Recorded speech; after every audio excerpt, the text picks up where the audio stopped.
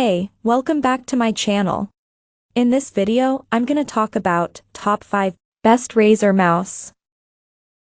Starting at number 5. Razer Basilisk V3. The new Razer Basilisk V3 is, as the name suggests, the third iteration of the iconic wired rodent. It looks and feels practically identical to the V2, which admittedly isn't a bad thing at all. Designed for right-handers, the $70 Basilisk V3 retains the same flared and textured thumb rest, iconic thumb paddle, and split mouse button design of the V2. You won't miss the most obvious design change, a blinding, 9-zone Razer chroma lighting strip on the base. Razer is touting the new Hyperscroll tilt wheel on the V3 as one of its most standout features, and for good reason. It brings two modes of use, tactile for clicky, measured scrolls, and free spin, which removes any resistance to scrolling. Smart Reel is an automatic mode that switches between the two modes. Spin the wheel faster and the mouse releases the wheel into free spin that is wonderful for long web pages and documents. You get an audible click when the mouse switches modes like a gear shift. Sadly, Smart Reel is far too enthusiastic and would kick in way too often, much to my irritation. Thankfully, you can manually switch modes by pressing the button just behind the scroll wheel. I work a lot in design programs and, while the free spin makes moving around large canvases faster, it quickly becomes a problem when zooming in and out for details. Coming at number 4. SteelSeries Prime Wireless. It's fascinating how much the new SteelSeries Prime Wireless gaming mouse reminds me of the Razer Viper Ultimate. It's a no-frills, high-performance machine designed to meld with your palm and make you the FPS god you always dreamed of being. The Prime Wireless immediately felt like it was designed just for my particular hand. SteelSeries says they worked with several esports pros to develop the right shape and weight that feels like an extension of your arm. For once, the product lives up to the hype. The Prime Wireless is designed for right-handers, particularly claw and fingertip grippers. The whole mouse seems to gently slope towards the right so that it cradles in your palm for a comfortable grip. Speaking of, the Prime Wireless has a built-in rechargeable battery that's rated for 100 hours per charge. That's over a week of average use. However, I should point out that those numbers are only achievable when the mouse is running in high-efficiency mode, which tones down some settings like the RGB to save power. For gaming, you'll want to keep it in performance mode, which will chew through the battery in significantly less time, around 40 hours in testing. Thankfully, charging the Prime Wireless is a breeze, thanks to a handy quick charge feature. At number 3. Razer Naga Pro. The Razer Naga Trinity has been on our best gaming mouse list as the top recommendation for a MMO/MOBA option for years now, but there's a new kid in town, the Razer Naga Pro. The Naga Pro drops the cable for Razer Hyperspeed wireless and Bluetooth connectivity. It also picks up optical mouse switches and the over-the-top 20,000 dpi sensor. The overall design of Naga Pro stays close to the Trinity but has gained a bit of weight to accommodate the new tech. The Naga Pro is 7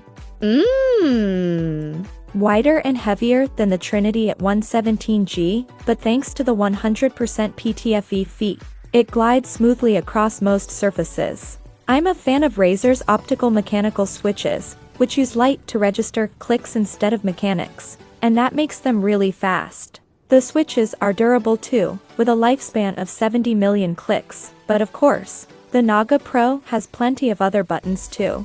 The 3 swappable plates have 2, 6, and 12 buttons, which you can remap to your heart's content. Remapping buttons in Razer Synapse is child's play, it's a simple point-and-click affair. You can do anything from simple keyboard shortcut bindings to complex game macros, as well as adjust DPI stages, polling rates, liftoffs, power management, and of course, Razer chroma lighting. Number 2 of my list. Logitech G203 Lightsync. If you find the Logitech G203 Lightsync familiar, you're not the only one. The latest gaming mouse from Logitech G may be tipped as a new arrival, but it is almost functionally identical to the G203 prodigy that preceded it.